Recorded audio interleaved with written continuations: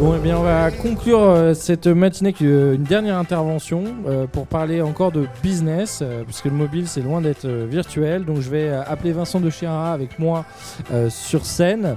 Donc, Vincent qui est Head of Customer Category Management chez Findus. Je t'en prie, voilà, rejoins-moi. Super. Et j'aime bien terminer par cette session parce qu'on a vu plein de choses, plein d'innovations, plein de technologies. On a vu où allait le mobile et on va boucler la boucle entre le mobile et le retail. Et déjà, Vincent, redis-moi un tout petit peu, tu es tombé dans le digital il y a combien de temps ? Le digital, ça fait quelques années qu'on le travaille chez Findus. Avec nos deux marques Son Iglo et Findus, ça fait à peu près 3-4 ans. À la base, plus dans une optique de développer le business avec des clients retailers. On va peut-être pas tous les citer, mais il y en a un certain nombre qui ont déjà pignon sur rue et qui sont même pure players maintenant. Donc ça fait à peu près 3-4 ans qu'on développe le e-commerce et le mobile, on y est venu il y a un peu moins de 2 ans, plus dans une optique de tester, de découvrir ce réseau.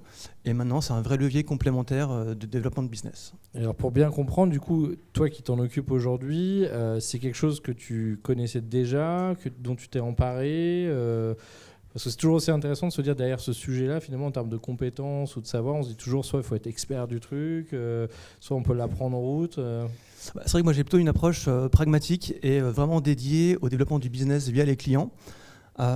Et la technologie, l'expertise, les applications, malheureusement, c'est pas mon métier. Donc je fais confiance à des experts, et vous êtes nombreux dans la salle dans ce cas, pour me proposer des solutions qui vont permettre de développer nos ventes sur les réseaux, soit mobiles, soit e-commerce. Donc ça, c'est intéressant aussi. C'est bien, je pense que c'est important toujours aussi de se dire que finalement, on n'est pas obligé d'être expert du digital pour être expert du business digital. Et que finalement, le savoir métier qu'on a, on peut ensuite trouver des nouveaux canaux, des nouveaux formats, trouver de toute façon les compétences pour le faire, mais que finalement, c'est d'abord le business qui prime. Exactement. Avant de se faire plaisir pour dire j'ai une app pour avoir une app ou je fais du mobile pour avoir l'air jeune et connecté. Tout à fait, c'est notre philosophie. D'accord. Alors, est-ce que tu peux peut-être nous en dire un peu aujourd'hui en termes d'activation, en termes de format, le mobile aujourd'hui, vous faites quoi ? Parce que c'est vrai que dans l'alimentaire, c'est des fois encore certaines marques ne sont pas toujours les plus en avance. Elles sont déjà pas toujours le contact final aussi, parce qu'on a, on a des distributeurs. Donc du coup, aujourd'hui, concrètement, vous faites quoi avec du mobile ? Alors, avant le mobile, c'est vrai que notre cœur de métier, ça reste quand même le magasin, l'hypermarché, le supermarché.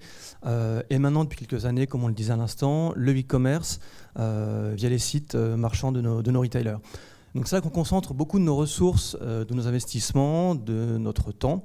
En revanche, ce qu'on a constaté également depuis quelques temps, et on l'a largement débattu ce matin, c'est l'importance prise par le mobile dans le process d'achat. Que ce soit au niveau de la comparaison de prix, prise d'information, l'acte d'achat. Donc on s'y est penché il y a un peu moins de 2 ans, comme je le disais. Et ça reste pour nous un terrain de jeu qui est potentiellement formidable, encore avec beaucoup de territoires à conquérir, à explorer. On sait qu'on passe, pour les moins de 40 ans, à peu près 3 heures par jour devant notre téléphone. On fait tout sauf téléphoner avec. On sait également que les formats publicitaires pour les marques sur mobile ne sont pas très adaptés, c'est petit, c'est intrusif, les coûts ne sont pas toujours très transparents ou abordables pour nous les marques, et les ventes ne sont pas très mesurables. Donc on s'est posé beaucoup de questions et on y est allé il y a 2 ans avec un partenaire qui s'appelle Shopmium. Alors c'est intéressant aussi, c'est que par rapport à votre cible, j'imagine, vous avez une cible sur tout le territoire, il y a des gens qui sont plus urbains, peut-être un peu plus parisiens, un peu plus connectés, vous avez aussi de la mère de famille, du père de famille aussi qui va faire les courses, c'est important. Et du coup, j'imagine que ça change aussi un tout petit peu par rapport à votre cible en termes d'usage. Oui, tout à fait. Notre cible principale chez Findus, c'est vraiment la famille avec enfants, les mères de famille. Un peu moins les pères de famille, j'en suis désolé. Et on a vraiment du mal à aller chercher et à nous exprimer de façon correcte, satisfaisante, à une cible qui est plus jeune, plus mobile, connectée. Donc une fois de plus, on s'est tourné via ce prestataire Shopmium pour nous permettre d'aller directement rentrer en contact avec cette cible, qui est vraiment complémentaire de notre cœur de cible. Alors Shopmium, ça permet de faire quoi aujourd'hui ? Alors en image peut-être mieux que des mots, Shopmium c'est une application qui nous a permis de plusieurs choses, donc pour laquelle moi je vois 3 bénéfices principaux pour les marques alimentaires. Le premier va être de développer l'engagement et l'interaction avec nos clients. Via du contenu riche, du contenu enrichi, que ce soit des visuels, des modules interactifs, des vidéos. À titre d'exemple, on a mené une vague l'année dernière avec différentes marques autour d'un thème burger. Donc vous voyez qu'on avait nos burgers Iglo, nos frites Findus. D'autres marques ont rejoint le défi, notamment des marques de pain, de sauce, pour créer un défi burger autour de nos marques et proposer aux clients non pas juste une promotion ou un prix, mais vraiment un moment de consommation, un instant de repas, une idée recette.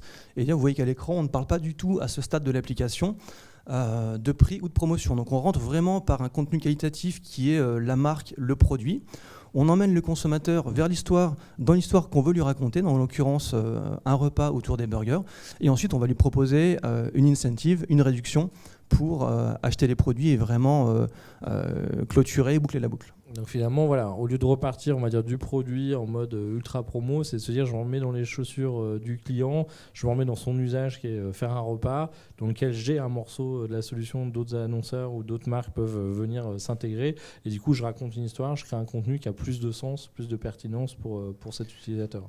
C'est exactement ça. Et on a même été en mesure de faire avec Champion des ponts entre le physique et le digital. On sait que notre cible, en l'occurrence sur ces produits, sur les burgers, est vraiment urbaine, jeune, donc prend les transports en commun. Donc on est allé afficher dans une centaine de stations de métro ces 4x3 qui nous permettent de faire la publicité pour l'application et pour nos marques. Donc pour vraiment encore encourager les ponts entre l'application et le magasin, et l'achat final en magasin. Alors vous avez fait un test dans certaines stations pour voir si la connexion mobile passait selon les opérateurs, parce que c'est vrai que de temps en temps ça frotte un peu. Non, pas encore, ça c'est dans les pistes de réflexion à venir. D'accord. Et donc aujourd'hui sur l'aspect du coup contenu, on voit, mais ça a un impact sur les ventes, c'est bien entre guillemets pour la com, le marketing, où vraiment vous voyez qu'aujourd'hui c'est un nouveau canal vraiment de conversion business. Alors si on l'a fait, c'est vraiment pour développer les ventes et on voit vraiment un impact significatif sur les ventes. L'avantage de l'application, c'est qu'une fois que vous rentrez dans l'offre qui vous est proposée, soit par push ou newsletter ou notification, vous avez toutes les informations sur le produit qui vous est proposé, la promotion. Vous avez également la géoloc qui vous indique les magasins autour de vous qui disposent du produit. Donc vous allez acheter le produit, vous scannez votre ticket de caisse et vous êtes remboursé dans l'heure qui suit du montant de la réduction qui est promis dans l'application. Donc pour être encore un peu plus précis, là je vais pouvoir partager des chiffres avec vous. Sur la première vague qu'on a faite en 2015 avec Shopium, on a eu via donc différents leviers 900 000 opt-in générés, 40 700 clics engagés pour un total de 10 000 ventes. Alors c'est vrai que 10 000 ventes pour nous, pour la taille du business, bien évidemment, c'est très modeste. Maintenant, c'est aussi à mettre en parallèle du budget qu'on a consacré à cette activation qui était plus sous forme de tests et de découvertes. Donc pour moi, le ROI est tout à fait positif, d'autant plus que l'application nous permet de mesurer également le pourcentage de nouveaux acheteurs à la gamme et à la marque, et les intentions de réachat. Et là, on avoisine les 90% dans chacun des cas. Donc pour moi, une expérience et un ROI très positif. Ouais, alors, et effectivement, ça permet du coup d'aller conquérir une nouvelle clientèle. Et puis finalement, c'est une sorte un peu de laboratoire pour vous, quoi. C'est de se dire, certes déjà, ça fait des ventes, même si c'est encore pas la majorité, mais finalement, de toute façon, on va tous devenir de plus en plus mobiles.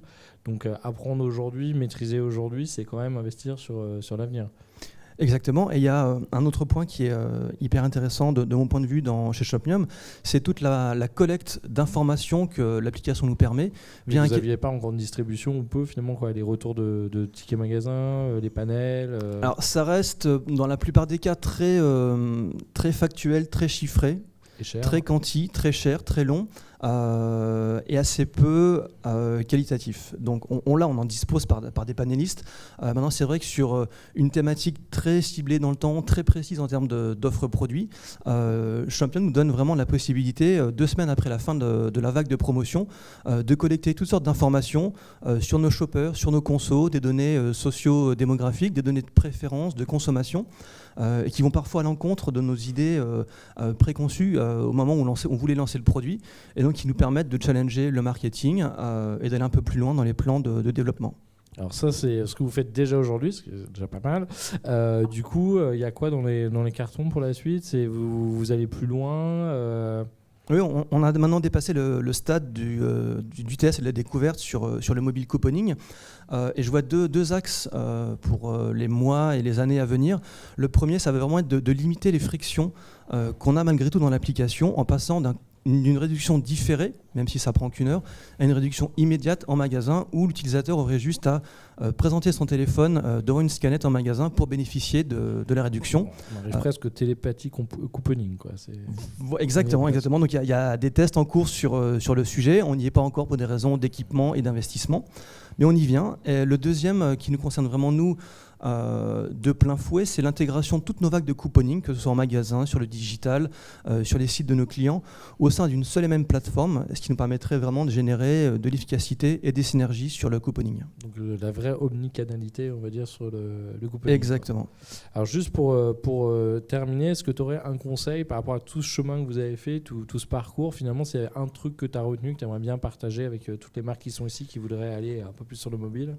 Alors, modestement, après 2 ans d'expérience, moi je peux juste vous encourager à oser. On sait que les shoppers, dans leur façon de consommer, de faire du shopping, évoluent sans cesse et beaucoup plus rapidement que nous-mêmes. On est un peu déconnecté de tout ça.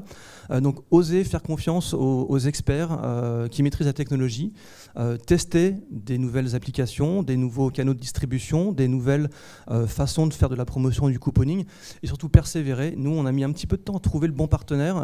On a testé 3 prestataires sur le mobile couponing avant de choisir Shopmium. Donc oser, tester, persévérer. Super, bah écoute, merci beaucoup. Merci à toi, Emmanuel. Passionnant. Et rendez-vous pour le prochain update en avril. Ça sera sur la data et le CRM. Et puis je vous souhaite un bon appétit à tous et à toutes.